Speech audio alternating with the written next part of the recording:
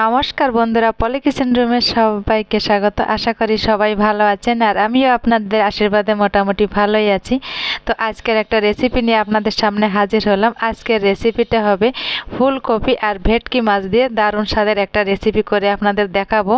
আর একটা মশলা, স্পেশাল মশলা দিয়ে আজকের রেসিপিটা হবে। তো দেখতে থাকুন বন্ধুরা আজকের ফুলকপি আর ভেটকি মাছের রেসিপি। আর আমার এই রেসিপিটা যদি কোনো অংশে ভালো লেগে থাকে, প্লিজ প্লিজ বন্ধুরা আমার চ্যানেলটি সাবস্ক্রাইব করে পাশে থেকে যাবেন, আর পাশে থাকা বেল আইকন প্রেস করবেন পরবর্তী নোটিফিকেশন পাওয়ার জন্য। তাহলে বন্ধুরা দেখে নিন আজকের ফুলকপি আর ভেটকি মাছের রেসিপি। তাহলে চলুন দেখে নেওয়া যাক আজকের রেসিপিটা।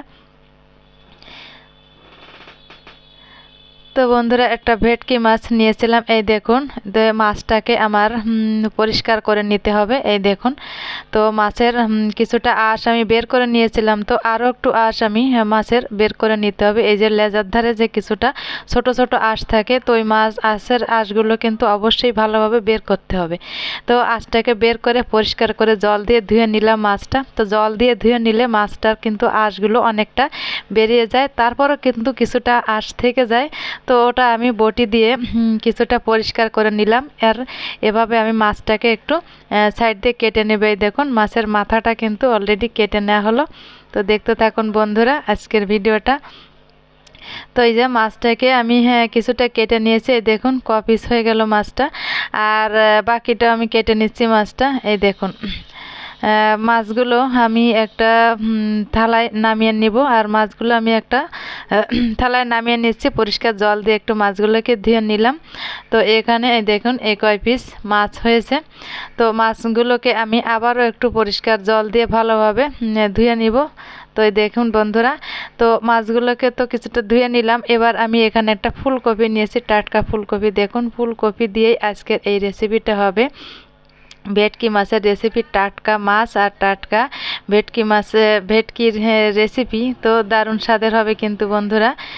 এই দেখুন টাটকা ফুলকপিটা কেটে নিলাম। আর কিছুটা আলু নেব, আলুটা এরকম একটু মোটা মোটা করে একটু লম্বা সাইজ করে কেটে নিলাম। এই দেখুন একটা আলু নিয়েছি আর ফুলকপিটা নিয়ে নিলাম। এবার ফুলকপিটাকে 5 মিনিটের জন্য একটু জলে ভিজিয়ে রাখবো। তো এবার আমি উষ্ণ গরম জল দিয়ে কিন্তু মাছটাকে আমি কিন্তু পরিষ্কার করে হাত দিয়ে মাছটাকে পরিষ্কার করে ধুয়ে নেব।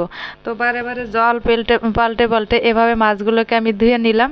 তো এবার এই দেখুন এই কড়াইয়ে দিয়ে দিলাম লবণ আর লবণ হলুদ এই জলে দিয়ে জলটা একটু গরম করে আমি এর ভিতর কিন্তু ফুলকপি আলুটাকে দিয়ে দিলাম। তো ফুলকপিটাকে হালকা একটু ভাপিয়ে নিব, তো ভাপিয়ে নিতে হবে। আর এদিকে দেখুন মশলা নিয়ে নিলাম, লঙ্কা, হলুদ আর জিরার গুঁড়া, আদা। এই দেখুন বন্ধুরা, তো এই মশলাগুলোকে আমি এবার অল্প জল দিয়ে একটু গুলিয়ে নিব। আগে থেকে মশলাটা রেডি করা থাকলে কিন্তু রান্না করতে সুবিধা হয়। তো আমি আগে থেকে মশলাটা আমি কাছে নিয়ে নিয়েছি। এবার আমি চামচ দিয়ে জল দিয়ে একটু মশলাটাকে গুলিয়ে নিলাম। তো দেখতে থাকুন। এবার এদিকে আমি 5 মিনিটের মতন একটু ভাপিয়ে নিয়েছিলাম, তো ভাপিয়ে নেওয়া হয়েছে। এবার আমি ফুলকপি আর আলুটাকে কিন্তু এবার তুলে নিব।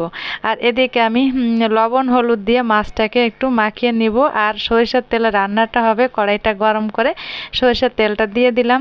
তো ভালোভাবে কড়াইটা কিন্তু অবশ্যই গরম করে নিতে হবে। আর যেহেতু ভেটকি মাছ, এই মাছগুলো সাধারণত প্রায় ভেঙে যায়, নরম হয়।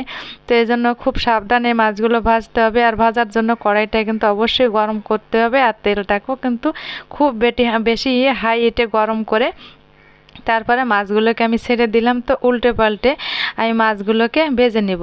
তো এখানে আমি যে মাছগুলো নিয়েছিলাম সব মাছগুলো দিয়েই কিন্তু আমি আজকে রেসিপিটা করব না, বাকি মাছ কিছুটা থেকে যাবে আর কিছু মাছ দিয়ে আজকে রেসিপিটা হবে। তো মাছ ভাজার তেলে এবার আমি আলুগুলোকে ভেজে নিব। তো আলু এবার দিয়ে দিলাম লবণ, পরিমাণ মতো লবণ দিয়ে আলুটাকে হাই হিটে কিন্তু অবশ্যই বন্ধুরা হাই হিটে কিন্তু আলুটাকে একটু ভেজে নিব। তো আলুটা ভেজে নেওয়া হলো। এবার আমি ফুলকপিটাকেও কিন্তু ভেজে নিলাম। ফুলকপিতে একটু সামান্য হলুদ দিয়ে দিলাম, আর লবণ তো ওই সময় দেয়াই ছিল, তো এখন আর লবণ না দিলেও হবে। তো একটু হলুদ দিয়ে ফুলকপিটাকে নেড়ে চেড়ে ফুলকপিটাকেও কিন্তু আমি ভেজে নিব। তো আলু ফুলকপি আমি আলাদা আলাদা করে ভেজে নিলাম। ফুলকপিটা একটু নরম আর আলুটা একটু সিদ্ধ হতে একটু সময় লাগে, ওই জন্য আলু আর ফুলকপিটাকে আমি আলাদা আলাদা করে ভেজে নিব। তো ফুলকপিটাকে কিন্তু আমার ভেজে নেওয়া হয়েছে। এবার আমি একটা পাত্রে ফুলকপিটাকে এটাকে নামিয়ে নিব। কড়াইটা গরম করে আবারও আমি কড়াইয়ে সরিষার তেল দিয়ে দেব। তো এই তেলে ফোড়নের জন্য আমি দিয়ে দেব কিছুটা গোটা জিরা আর দিয়ে দেব একটা তেজপাতা ফোড়নের জন্য এটা দিয়ে দিব। আর এদিকে যে মশলাটা আমি রেডি করে রেখেছিলাম, দেখুন মশলার কালারটা হয়েছে কিন্তু খুব সুন্দর। তো মশলাটাকে কিন্তু এবার আমি ফোড়নের ভিতর দিয়ে দিব। তো মশলাটাকে দিয়ে একটু নেড়ে চেড়ে ভালোভাবে কষিয়ে নিতে হবে যাতে মশলার কোনো কাঁচা গন্ধ না থাকে। তো মশলার এই বাটি ধোয়া জলটাও আমি কিন্তু দিয়ে দেব, এটা কিন্তু ফেলবো না। তো জলটা দিয়ে মশলাটাকে কিন্তু ভালোভাবে কষিয়ে নিতে হবে। তো একটু লবণ দিয়ে কিন্তু অবশ্যই কষাবো। আর দিয়ে দিলাম এখানে সামান্য লঙ্কা গুঁড়া। তো লঙ্কা গুঁড়া আর লবণ দিয়ে মশলাটাকে কিন্তু আমি কষিয়ে নিয়েছি। মশলা থেকে তেলও ছুটতে শুরু করেছে। এবার আমি ভেজে রাখা এখানে ফুলকপি আর আলুগুলোকে এই মশলার ভিতর দিয়ে আলু আর ফুলকপিকে অবশ্যই আমি কষিয়ে নিব। আর এখন কিন্তু আমি ভেজে রাখা মাছগুলোকে দেব না, কারণ এই মাছগুলো খুবই নরম আর এই মাছগুলো এখন দিলে ভেঙে যাবে। তো এই মাছগুলো আমি পরে দেব। তো মশলার ভিতর আলু আর ফুলকপিকে আমি ভালোভাবে এটাকে একটু কষিয়ে নিয়েছি। এই দেখুন তেলও ছুটতে শুরু করেছে। তো এই পর্যায়ে এসে গেলে আমি একটা টমেটো দিয়ে দেবো। একটা পাকা টমেটো কেটে রেখেছিলাম, তো টমেটো দিয়ে দিলাম। তো পাকা টমেটোটা দিয়ে নেড়ে চেড়ে আবার একটু এই মশলা আর এই ফুলকপি আলু আর টমেটোটাকে আবার একটু মশলার সঙ্গে কষিয়ে নিব। যত ভালো কষানো হবে ততই কিন্তু রান্নাটার টেস্টটা বেড়ে যাবে। তো কষানো হয়ে গেল। এবার আমি একটু গরম জল করে রেখেছিলাম। অবশ্যই বন্ধুরা এই অল্প অল্প ঠান্ডা পড়েছে, এই ঠান্ডায় কিন্তু একটু গরম জল দিয়ে রান্না করবেন। সবসময় গরম জল দিয়ে রান্না করলে ভালো হয়, তো সবসময় হাতের কাছে থাকে না। তো আমি গরম জলটা আগেই করে রেখেছিলাম। তো গরম জলটা দিয়ে অল্প পরিমাণ গরম জলটা দিয়ে আবার একটু এই ফুলকপি আলু টমেটোটাকে কিন্তু একটু কষিয়ে নিলাম। এই সময় জলটা একটু বুঝিয়ে দিতে হবে, শুধু জাস্ট কষানোর জন্য কিন্তু আমি এই জলটা ব্যবহার করেছিলাম। তো এবার আমি পরিমাণ মতো জলটা দিয়ে ফুলকপি আলুটাকে রেসিপিটা করে নেব। তো পরিমাণ মতো জলটা দিয়ে দিলাম। এই দেখুন, তো পরিমাণ মতো জল দিয়ে খুন্তিতে নেড়ে চেড়ে এটাকে একটু মিশিয়ে নিব। তো মিশিয়ে নেওয়া হয়েছে। এই দেখুন খুন্তিতে নেড়ে চেড়ে মিশিয়ে নিলাম। এবার আমি এটাকে ঢাকা দিয়ে 5 থেকে 7 মিনিটের মতন আলু ফুলকপিটাকে একটু জ্বালিয়ে নিলাম। আর এবার আমি ঢাকনাটাকে একটু তুলে আবার একটু খুন্তি দিয়ে নেড়ে চেড়ে দিলাম। এবার একটু চেকও করে নিলাম আলু ফুলকপিটা কেমন সেদ্ধ হয়েছে। তো মোটামুটি সেদ্ধ হয়েছে। এবার আমি ভেজে রাখা ভেটকি মাছগুলোকে আমি এক এক করে দিয়ে দিলাম। দেখুন এক এক করে ভেটকি মাছগুলোকে দিয়ে দেওয়া হলো।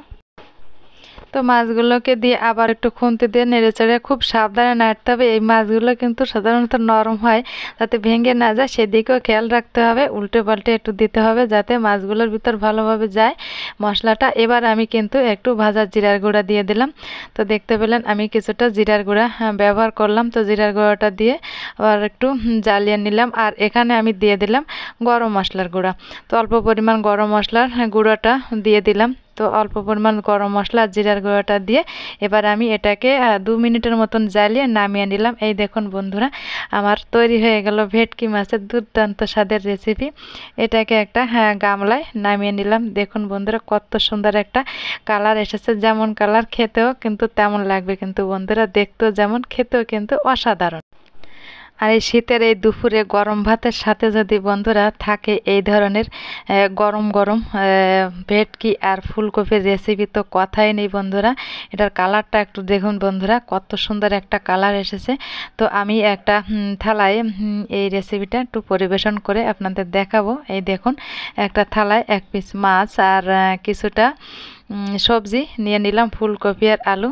তো এই দেখুন বন্ধুরা, তো বন্ধুরা এতক্ষণ ধৈর্য সহকারে আমার ভিডিওটা দেখার জন্য আপনাদের সবাইকে অসংখ্য অসংখ্য ভালোবাসা। পুরনো নতুন বন্ধুদের সবাইকে রইল আমার প্রাণ ঢালা ভালোবাসা। তো ভালো থাকবেন, সুস্থ থাকবেন, বাই।